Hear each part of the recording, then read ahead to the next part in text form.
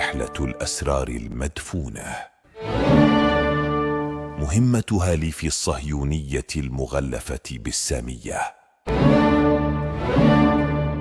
هاليفي وحبشوش الرمق الأخير لخيوط التاريخ التوراتي في اليمن. مذكرات حبشوش تؤكد يمنية قصص الأنبياء.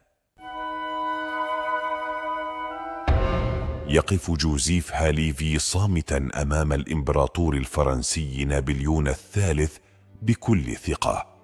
قال له الإمبراطور بصوته العذب وبلهجة باريسية: لقد بلغني مشروعك، صحيح إنه مثير للاهتمام، ولكن تلك البلاد ذات تضاريس وعرة، وكذلك أهلها وعرون أيضا. قال كبير مستشاريه: بريطانيا لم تستطع استكشاف تلك المناطق ولا يمكنها الوصول إليها. هاليفي سيفعل ما في وسعه لاستكشاف اليمن، فهو يهودي واليهود في اليمن نشطون. رد هاليفي بثقة: إنه لشرف لي سيدي أن أقدم للإمبراطورية الفرنسية كل ما أستطيع. أخذ الإمبراطور نفسا عميقا ومد يديه وهو يقول: أمنح العالم جوزيف هاليفي دعمي، أتمنى لك النجاح في بلاد العرب السعيدة.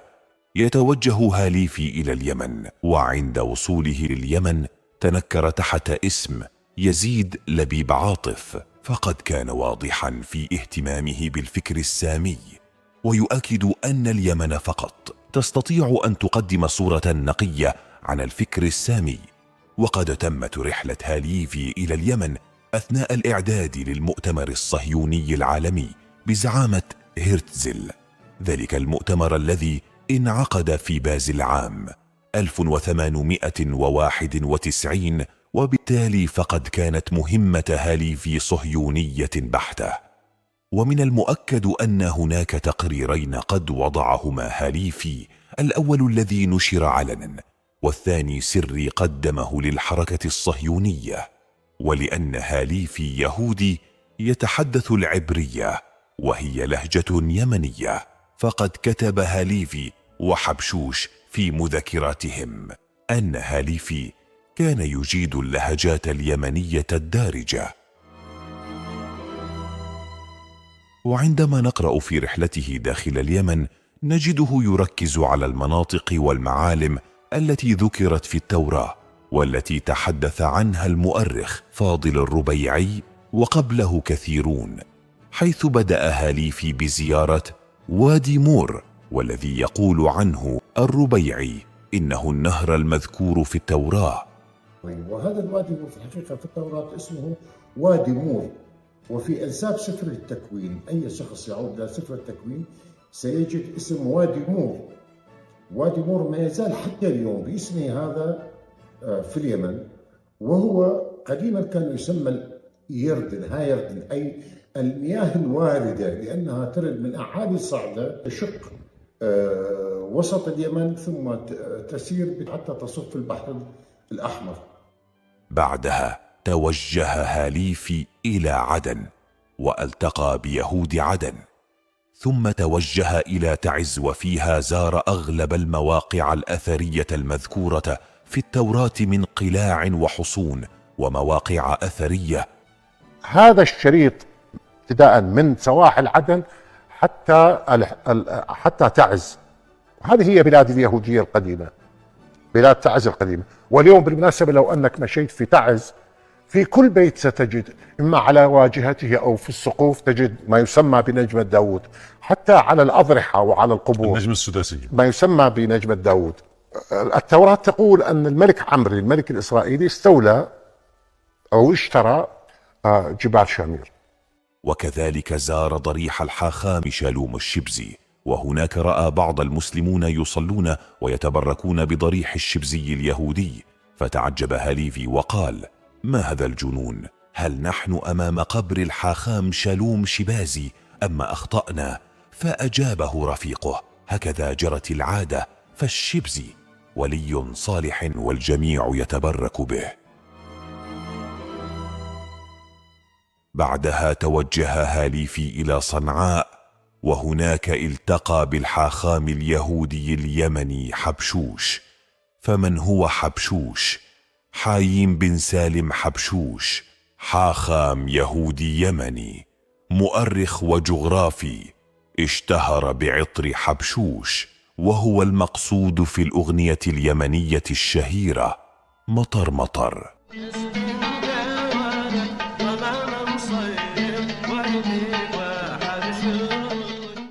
ولأن بيت بوس لها أهمية خاصة لدى التراث التوراتي، فقد اشترط هاليفي على حبشوش أن يستكشف معه بيت بوس ليعمل معه في هذه الرحلة.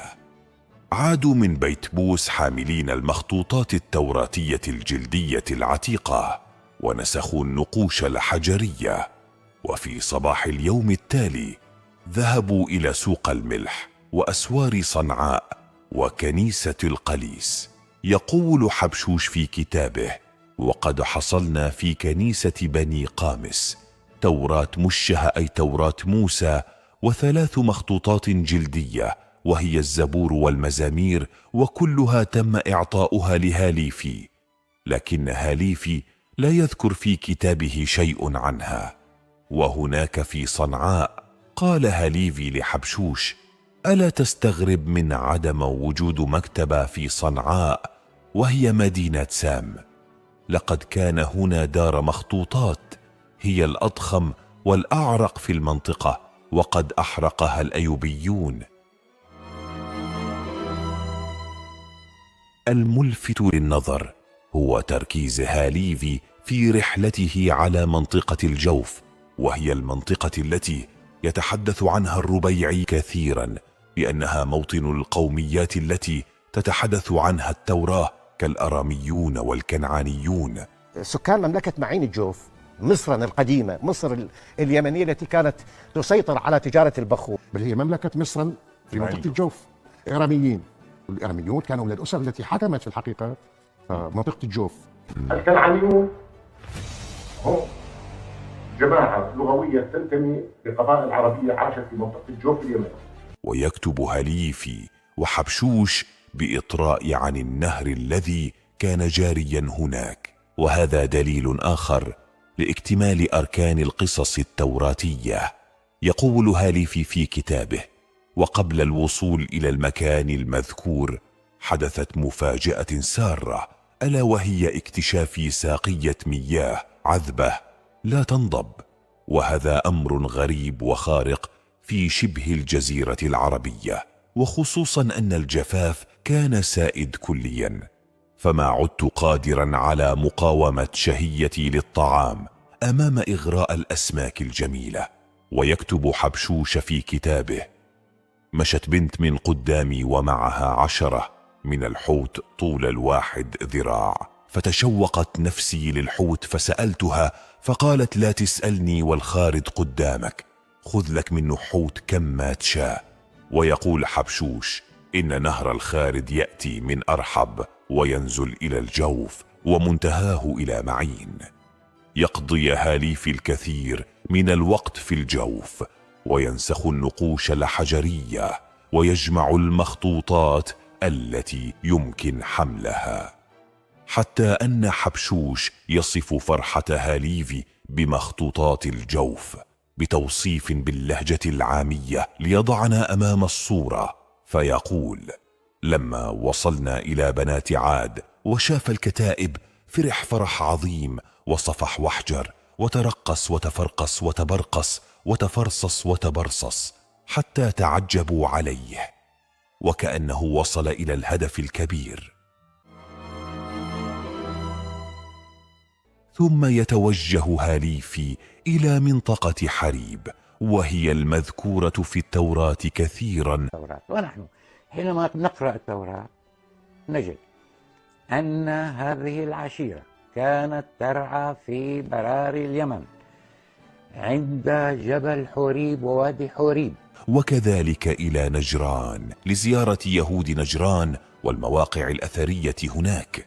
ومن الأمور التي تلفت النظر أن حبشوش يذكر في كتابه أنه عندما طرق باب بيت أحد اليهود في نجران ليستجير به فرفض استقباله، يقول حبشوش: فقلت له: يا خبيث، جاء إخوانك من بعيد لزيارتك فلم تدخلنا إلى دارك، لو لم يكن يوم السبت لطردتك من الطائفة، فأنا باسم محكمة صنعاء حاخام أورشليم التي تتجه إليها أنظار إسرائيل، والكثير من الشواهد التي تقول إن تزييف التاريخ مر بمراحل عديدة وأسهم التقادم في تشييد طوابق الرواية الزائفة رغم صمود الإرث الثقافي والجغرافي.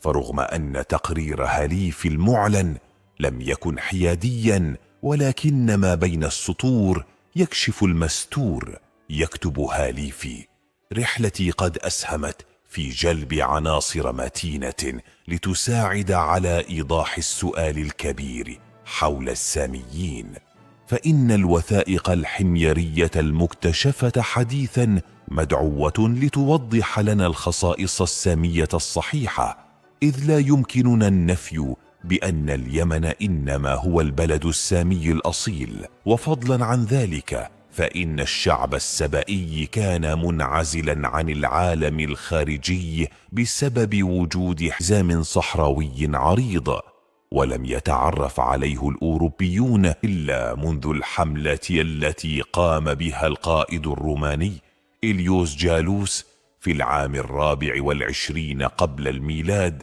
والتي أخفقت ولم تدم إلا قليلا، إذ لم يقع السبئيون تحت نيريان أي احتلال أجنبي في أي عصر من العصور القديمة.